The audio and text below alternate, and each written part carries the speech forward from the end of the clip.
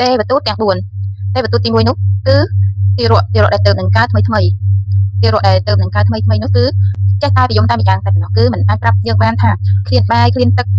ឃ្លានអាហារឬក៏ឈឺជុះបន្ទោបងអីគឺមិនអាចប្រាប់យើងបានទេគឺកើតមកនឹងតែយំងាតែម្ដងទេវទូតទី1នោះបញ្ជាក់ប្រាប់យើងថាការកើតមកហើយកាលណាគឺជីវិតនេះគឺជាទុកកាលហ្នឹងនេះគឺទេវទូតទី1គឺទារកទេវទូតទី2គឺជាជោរាឬក៏ចាស់នៅវ័យជោរាឬក៏វ័យដែលចាស់ជោរាខ្លាំងគឺគាត់មិនអាចនឹងដើរទៅណាបានលឿនក្រៅក៏ពិបាកឈរក៏ពិបាកអង្គុយក៏ពិបាកដើរក៏ពិបាកដោយសារតែវ័យចាស់ជោរាចំណែកភ្នែកក៏មើលមិនច្បាស់ទៅជាក៏ស្ដាប់មិនច្បាស់មិនសូវឮភ្នែកក៏មើលមិនច្បាស់ហើយដំណើរក៏មិនរហ័សរហួនគឺញ៉ាំអីក៏មិនសូវបានទៅគឺថាវ័យចាស់ជោរានេះគឺជាវ័យដែលពិបាកដែលមិនដូចជាក្មេងៗទេវ័យជោរាមួយនេះគឺជាវ័យដែលបញ្ជាក់ប្រាប់យើងថាកាលពីដើមឡើយគាត់ក៏ធ្លាប់ជាក្មេងធ្លាប់តែមានរូបស្អាតសង្ហាធ្លាប់មានកម្លាំងមកមួនការចងចាំល្អជ្រៅវៃដូចជាក្មេងធម្មតាចឹងដែរប៉ុន្តែនៅពេលដែលវ័យរបស់គាត់ចាស់ទៅនោះគឺគាត់មិនអាចធ្វើអ្វីបានស្រួលបានល្អមានការចងចាំល្អភ្នែកក៏មិនសូវច្បាស់ការចងចាំនឹងក៏មិនសូវចាំធ្វើអ្វីក៏ពិបាកដែរដោយសារតែពេលវេលាកន្លងគាត់ទៅធ្វើឲ្យគាត់នឹងចូលរាដោយសារដើមឡើយនោះគាត់ក៏ធ្លាប់ជាក្មេងមានរូបសម្រស់ស្រស់ស្អាតមានកម្លាំងមកមួនមានអីដូចធម្មតាចឹងដែរគឺបញ្ជាក់ប្រាប់ថាកាលពីមុនហ្នឹងគាត់ធ្លាប់ក្មេងដែរតែដល់ពេលវេលាកន្លងគាត់ទៅគឺធ្វើឲ្យគាត់ហ្នឹងគឺចូលទៅដល់វ័យជរាគឺបញ្ជាក់ប្រាប់ពួកយើងថាគឺតែទូទី2នេះក៏បានបញ្ជាក់ថាយើងគួរតែធ្វើអំពើល្អឲ្យបានច្រើនធ្វើអ្វី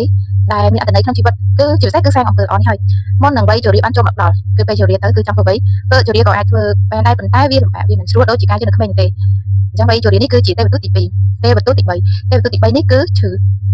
ឈឺនោះគឺអ្នកជំងឺនោះគាត់មានការលំបាកទៅពាក្យថាឈឺនេះគឺវាមិនស្រួលទេឧទាហរណ៍ថាអ្នកជំងឺគាត់បានដេកលើគ្រែហើយធ្វើអីក៏មិនកើតក្រៅក៏មិនបានមានការឈឺចុកចាប់ជារឿយៗជារៀងរាល់ថ្ងៃគឺថាមិនអាចក្រោកបានសាច់ឈាមកាន់តែស្លេកស្លាំងពេលខ្លះអាចមានញ៉ាំអីមិនបានជំងឺធ្វើទឹករហូតដល់មានស្បែកដណ្ដប់ឆ្អឹង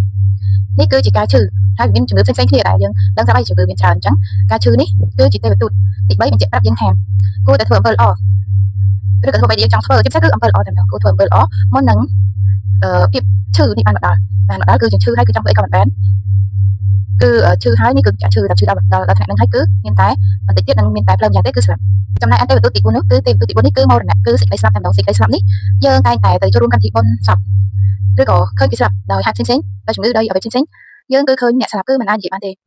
គឺគាត់គឺមិនអាចប្រាប់យើងបានថាអូខ្ញុំស្លាប់ហើយអ្នកឯងចេះមួយគាត់ធ្វើចេះចុះអីគឺពេលដែលគាត់ស្លាប់ហើយនោះគឺមិនអាចប្រាប់យើងថាគាត់ស្លាប់ហើយបានទេគឺមិនអាចនិយាយបានទេគឺនៅសង្ងៀមតែម្ដងទេវទូតទី4គឺការស្លាប់នេះទោះបីជាគាត់មិនបានប្រាប់យើងថាជាទេវទូតប៉ុន្តែគឺជាសារមួយដែរទឿនឲ្យយើងដឹងថាកាលដើមឡើយគាត់ក៏ជាអ្នកដែលរស់ដែរគាត់ធ្លាប់នៅរស់តែពេលឥឡូវនេះគឺគាត់បានស្លាប់ហើយឥឡូវនេះគឺគាត់នៅស្ងៀមគឺដេកមិនអាចកម្រើកមិនអាចធ្វើអ្វីបានទាំងអស់គឺគាត់បានស្លាប់ហើយគឺទេវទូតទី4ស្មរណៈនេះគឺជាសារមួយប្រាប់យើងថាអ្នកទាំងឡាយទាំងអស់គ្នានេះទាំងយើងទាំងគេគ្រប់គ្នាសុទ្ធតែស្លាប់នៅទីបំផុតដូចគ្នាគ្មានអ្នកណាអាចចេះសេចក្តីផុតសេចក្តីស្លាប់បានទេគឺគ្មានអ្នកណាអាចចេះផុតពីសេចក្តីស្លាប់បានទេអញ្ចឹងទេវទូតទី4នេះជាសារប្រាប់យើងថាត្រូវស្លាប់គ្រប់គ្នាហើយគង់តែស្លាប់នៅពេលណាមួយជាមិនខានដូចជាគាត់ដែរដូចជាអ្នកស្លាប់ដែរហើយយើងក៏បីធ្វើអំពើល្អឲ្យបានច្រើនតាមដែលធ្វើបានមុននឹងសេចក្តីស្លាប់មកដល់